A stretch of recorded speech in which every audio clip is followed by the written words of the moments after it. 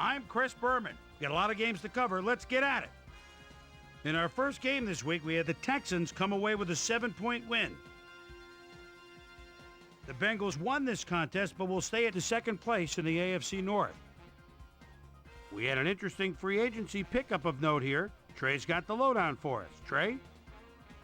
All right, Chris.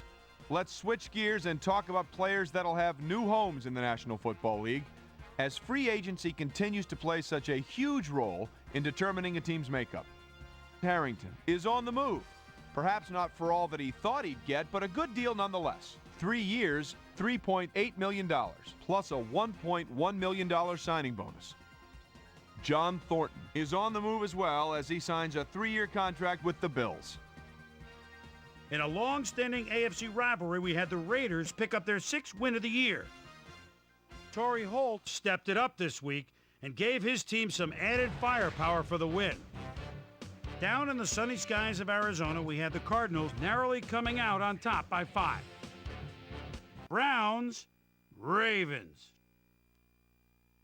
Ryan is in the I formation at his own 18-yard line, but no, he's a receiver. Takes the quick spin, spins through 1, 6 points. The Ravens go on to win this by the final score of 27-17.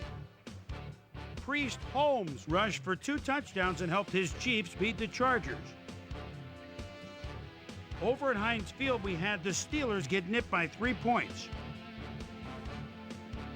The Giants erupted for 400-plus offensive yards in their victory at Giants Stadium.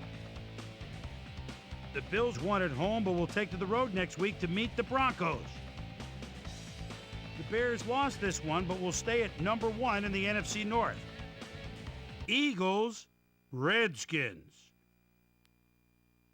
Donovan McNabb is under the center at his own 15.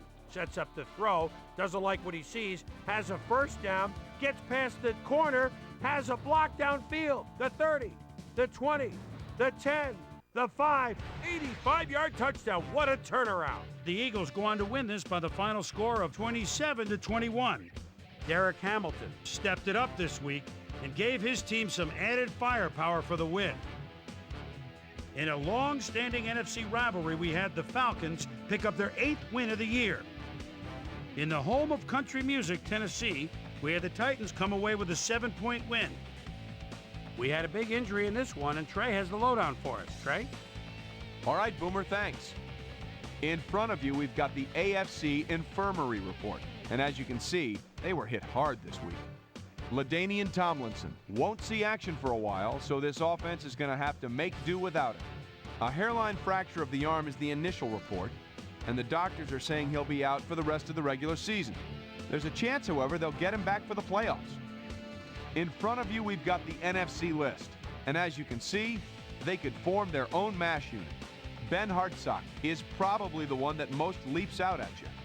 Broken ribs severely hampering his mobility. They'll keep him out for the rest of the regular season. There's a chance, however, they'll get him back for the playoffs.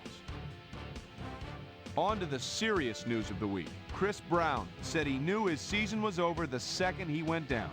And indeed, his club will need to find someone to pick up the rushing slack.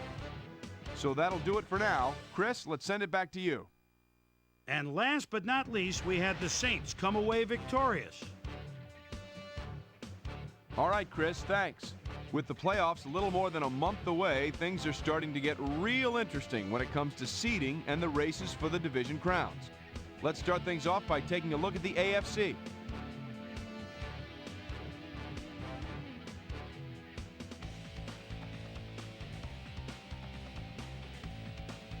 So another week in the books here on ESPN, but what do you say we hand out a few game balls before we go? Here's my prime time players. That'll do it, sports fans. I'm Chris Berman, and thanks so much for joining us here in the Bristol studios. We'll see you next week right here on ESPN, the worldwide leader in sports.